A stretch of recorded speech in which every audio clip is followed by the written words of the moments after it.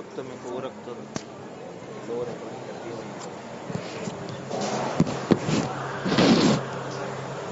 السلام علیکم ورحمۃ اللہ وبرکاتہ. وعلیکم السلام ورحمۃ اللہ وبرکاتہ. بسم اللہ الرحمن الرحیم. اللہم صلی علی سیدنا و مولانا محمد وبارک وسلم. اللہ تعالیٰ کی صفات کے تعلق سے گفتگو چل رہی ہے. آج اس بات کا ذکر یہاں موجود ہے. حیات یہ اللہ کی ایک صفت ہے.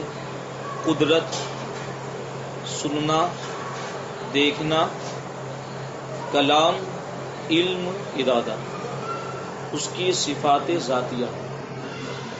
یہ کل 7 صفات کا یہاں ذکر ہے. حوالے کے طور پر کچھ آیات کو ذکر کیا ہے حواشی میں. پہلی آیت ہے اللہ لا الہ الا ہو الحی القیوم. اللہ کہ نہیں ہے کوئی معبود مگر وہ. الحی یہ اس کی ایک صفت کا ذکر ہے کہ وہ از خود زندہ ہے، یعنی اسے کسی نے زندگی عطا نہیں کی ہے، اوروں کو اس نے زندگی عطا فرمائی. قدرت دوسری آیت میں سورہ مائدہ وَهُوَ عَلَى كُلِّ شَيْءٍ قَدِيرٌ. واو کا معنی اور ہوتا ہے، ہوا معنی وہ، اور وہ علا کا معنی ہوتا ہے پر، اور کل معنی ہر، شے معنی چیز، اور قدیر کا معنی قدرت والا، اور وہ ہر شے پر، ہر چیز پر قادر ہے. اس کا ترجمہ محاورہ با محاورہ یہ ہے کہ وہ ہر ممکن چیز پر قادر ہے. اللہ تعالیٰ ہر ممکن چیز پر قادر ہے. تو قدرت کا بیان یہ اس آیت میں آ گیا. سننا اور دیکھنا. ان اللہ هو السمیع البصیر. ان کا مطلب ہوتا ہے بے شک، یقیناً، کوئی شک نہیں. اللہ مانے اللہ، اور ہوا مانے وہ. بے شک اللہ وہ. السمیع کا مطلب سننے والا، اور بصیر کا معنی دیکھنے والا. کہ بے شک اللہ رب العزت وہی سننے والا اور دیکھنے والا. کلام وکلم اللہ موسیٰ تکلیما. اور اللہ رب العزت نے موسیٰ علیہ السلام سے کلام فرمایا، کلام فرما. تو یہاں کلام جو اللہ کی صفت ہے، کلم کا مطلب ہوتا ہے کلام کرنا، اور ہم بولیں گے تو بات چیت کرنا، گفتگو کرنا. یہ تکلیم کا معنی ہوتا ہے، بات چیت کرنا، گفتگو کرنا. پھر ہے علم. اس کا ذکر سورہ طلاق کی آیت نمبر 12 میں ان اللہ قد احاط بكل شیء علما. تو ان معنی بھی ہوتا ہے بے شک، یقیناً. قد احاط یقیناً اس نے گھیر رکھا ہے، تو اس کا مطلب اس کی علم ہے. با معنی سے ہوتا ہے کل معنی ہر، شے معنی چیز. اس کا علم ہر چیز کو گھیرے ہوئے ہے. تو یہاں صفت علم کا بیان ہے. اور ارادہ، اس تعلق سے 2 آیتوں کو ذکر فرمایا. ان اللہ یحکم ما یرید، سورہ مائدہ. بے شک اللہ تعالیٰ جو ارادہ فرماتا اس کا حکم دیتا ہے. اللہ جو چاہتا ہے حکم فرماتا ہے، جو ارادہ فرماتا اس کا حکم عطا فرماتا ہے. تو ارادہ اور مشیت ہر چیز میں اس کی ہے.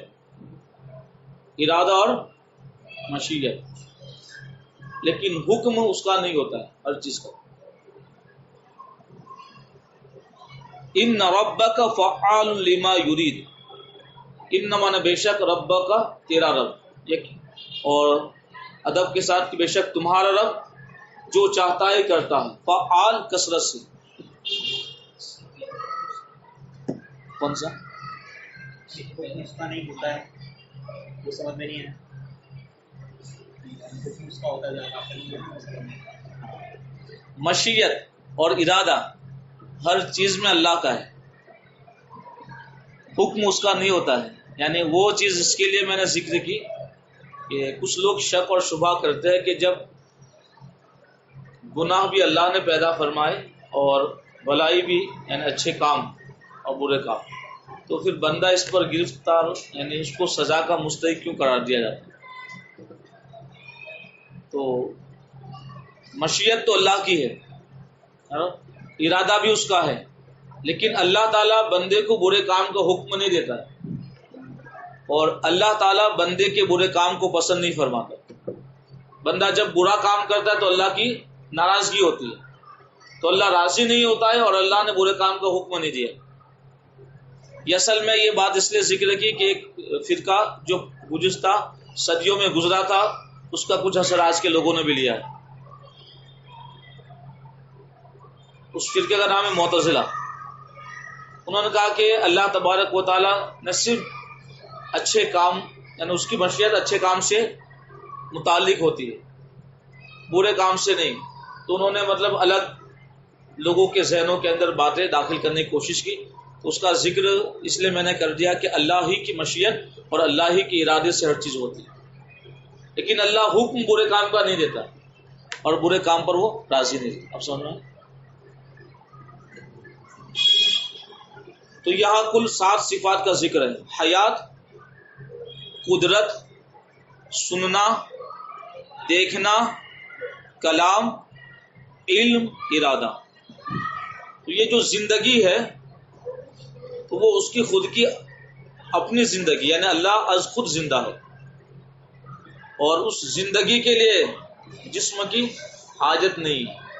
ہمیں اپنی حیات کے لیے جسم اور روح کا سنگم چاہیے، اللہ اس چیز سے پاک ہے۔ قدرت، پاور، تو اس کا جو پاور ہے وہ از خود اس کا اپنی ذات کا پاور، کسی اور کا عطا کیا ہو نہیں ہے۔ بعد میں جن کو جو قدرت ملی ہے وہ اللہ کی عطا سے ملی۔ سننا، ان اللہ هو السمیع البصیر، کہ وہ سننے کے لیے کانوں کا محتاج نہیں، اور وہ کانوں سے نہیں سنتا ہے۔ ہمارا سننا یعنی ہم سنیں گے کب؟ جب کان ہوگے تو، اور کان بھی ہو اور کانوں کی سماعت بھی صحیح ہو۔ اللہ آلات و جوارح سے پاک ہے۔ دیکھنا، هو البصیر، ہم دیکھیں گے، آنکھ ہوگی تو، اللہ ان چیزوں سے پاک ہے، اس کا دیکھنا آنکھوں سے پاک ہے۔ کلام فرمانا، ہم بات کریں گے تو زبان ضروری ہے، زبان ہی سے سب کچھ ہوگا۔ اللہ تبارک و تعالی زبان سے پاک۔ آئی بات؟ اب کسی کا اشکال ہو سکتا ہے کہ وَكَلَّمَ اللَّهُ مُوسَىٰ تَكْلِيمًا، اللہ رب العزت نے موسیٰ علیہ السلام سے کلام فرمایا، کلام فرمانا۔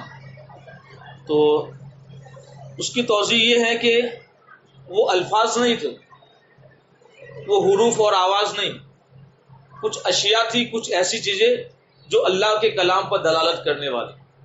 چونکہ اللہ کا کلام جو ہے وہ آواز سے پاک ہے، حروف سے پاک ہے، نقوش سے پاک ہے۔ آئی بات سمجھ میں؟ یعنی اللہ رب العزت نے جب حضرت موسیٰ علیہ السلام سے کلام فرمایا تو کچھ ایسی چیزیں تھیں جو الدال علی الکلام اللہ، یعنی اللہ رب العزت کے کلام پر دلالت کرنے والی، جس سے ان کو پتہ چل جائے کہ اللہ کا کلام، اللہ کے کلام میں آواز نہیں۔ آئی بات سمجھ میں آپ کو؟ اور یہ سمجھانے کے لیے صرف میں نے یہ اس لیے کہا کہ اللہ رب العزت چونکہ انبیاء تک جو اپنا پیغام پہنچاتا ہے وہ فرشتوں کے واسطوں سے یا دل میں القاء فرماتا ہے، اور یہ حضرت موسیٰ علیہ السلام کا خاص اعزاز رہا کہ اللہ رب العزت نے ان کو کلام سے سرفراز فرمایا۔ تو وہاں مقصد یہ ہے کہ ایسی چیزیں کہ جن چیزوں سے ان کو پتہ چل جائے کہ یہ اللہ رب العزت کا کلام۔ انشاءاللہ کچھ گفتگو ہے کہ کچھ قریب ہو گئے، یہ تھوڑا باریک مسئلہ ہے۔ مگر کان، یعنی پھر وضاحت کر رہے ہیں، مگر کان، آنکھ، زبان سے اس کا سننا، دیکھنا، کلام کرنا نہیں۔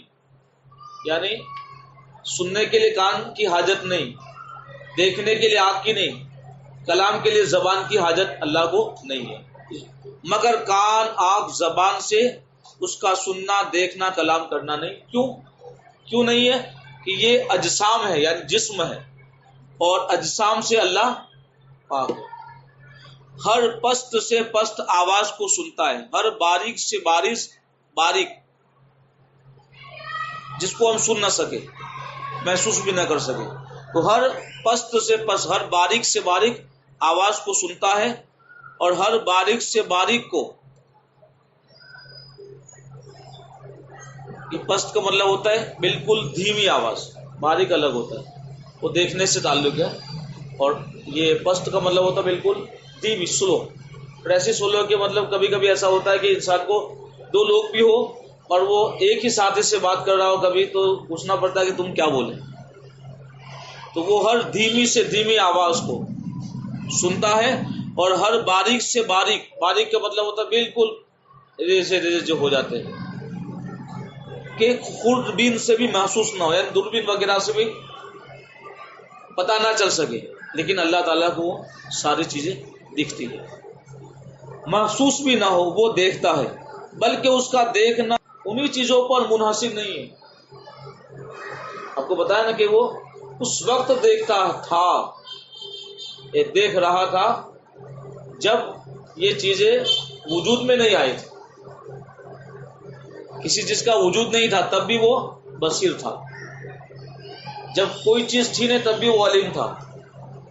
جب زندگی دوسروں کو عطا نہیں تب بھی وہ حی برابر. تو اس کا دیکھنا اور سننا ان چیزوں پر منحصر نہیں ہے. چیزیں ہو تو دیکھے ایسا نہیں ہے، کیونکہ چیزوں کو وجود دینے والا کون ہے؟ اللہ رب العزت. ہر موجود کو دیکھتا ہے اور ہر موجود کو سنتا ہے. ہر موجود کو دیکھتا ہے اور ہر موجود کو سنتا ہے. موجود مانے جو حاضر ہو. یہ اس میں کوئی اشکال ہے؟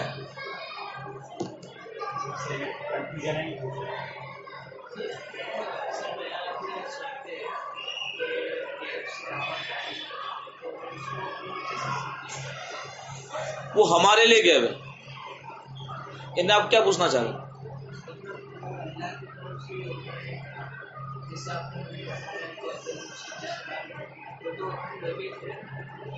عام انسان کو تو نہیں، مطلب جو اللہ کے خاص محبوب بندے ہوتے ہیں انہیں الہام آ سکتے ہیں.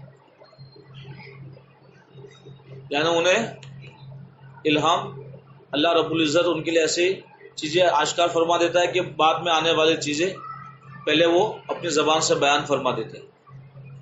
تو ان کے دل میں وہ چیزیں ڈال دی جاتی ہے من جانب اللہ. جیسے سرکار حضرت علی رحمٰن نے سبحان الصبح عن عیب الکذب المقبوح کے اندر بہت سی جگہ فرمایا کہ یہ چیز میرے دل میں ابھی ڈالی گئی. تو اللہ رب العزت کے محبوب بندے ہوتے ہیں، اللہ تعالیٰ ان کی مدد فرماتے ہیں. سوال ہے کہ مطلب یہ ہے کہ اللہ کے محبوب کے بندے ہوتے ہیں جن سے عبادت کی اجازت ہے اور ان کو غیر سے آواز آتی ہے، ہماری عبادت مقبول ہے وغیرہ وغیرہ جو بھی، تو اس سے مراد وہ آواز جو غیر سے آئی اس سے مراد کیا ہوئی؟ اس سے کیا مراد؟ تو اس کی کنڈیشن دیکھی جائے گی، اس کی پوزیشن کیا ہے، یعنی کیا الفاظ وہ جو سننے والا ہے تو وہ واقعی اس لائق ہے کہ نہیں ہے. یعنی اللہ رب العزت کا بندہ حقیقی ہے کہ نہیں، یعنی وہ گنہگار تو نہیں ہے، ٹھیک ہے. شیطان اس کو بہکا تو نہیں رہا ہے کہ اس کی عبادت میں خلل پیدا کرے. آئی بات سمجھ میں؟ جیسے اس کا ایک مفہوم ہے کہ نبی اکرم صلی اللہ علیہ وسلم نماز ادا کر رہے ہیں اور شیطان بلند آواز سے کانوں میں بنبنا رہا ہے. تو مفہوم حدیث ہے، اللہ کے رسول اللہ نے فرمایا کہ میرا دل چاہا کہ اس کو میں زنجیروں سے باندھ دوں. تو کنڈیشن دیکھی جائے گی، کیونکہ نماز جیسی عظیم چیز میں بندے کا ایک ہی تصور ہو، یا تو وہ رب کے جلوے کا دیدار کر رہا ہے، یا یہ کہ پھر اللہ رب العزت اسے دیکھ رہا ہے. وہ کیفیت نماز میں اگر کچھ ایسا آتا ہے تو یہ اس وقت کی حالت کے حساب سے صحیح نہیں لگ رہا کہ نماز میں خلل پیدا کرنے کا کوئی کام کر رہا. نماز دوسری حالت کوئی ہے تو اس وقت کی کوئی الگ بات ہوگی، ایسا ہو سکتا ہے. لیکن آواز دینے والا جو آواز دے گا تو وہ آواز وہ اللہ رب العزت کی طرف سے نہیں ہوگی، یا تو فرشتے یا پھر اللہ رب العزت کے کوئی محبوب بندے کے ذریعے، کہ کوئی اللہ کا کوئی دوسرا خاص بندہ ہوگا، وہ اللہ رب العزت کا وہ بندہ اس بندے کی مدد فرمائے گا. چونکہ وہ بات جو آئی اللہ رب العزت کا کلام آواز سے پاک ہے، تو یا تو کوئی ایسی چیز ہوگی جو اس تک پہنچانے کے لیے دلیل بنے، جیسے کہ کام کرنا برابر، ایک کام نہ کرے اشارہ کر جا. اس لیے حدیث نے کہا کہ نیک کام کرنے والا تو نیکوکار ہے ہی، لیکن نیک کام کرنے کی طرف جس نے اشارہ کیا، مدد دی، وہ بھی نیکی کے اندر شامل ہے. تو چونکہ اللہ کا کلام آواز سے پاک ہے، تو وہ کچھ ایسی چیزیں ہیں جو وہ چیزوں کے ذریعے اس کو پتا چل جائے اللہ کے بندے کو کہ اللہ رب العزت نے مجھ سے کلام فرمایا. یہ بھی سننے میں آیا کہ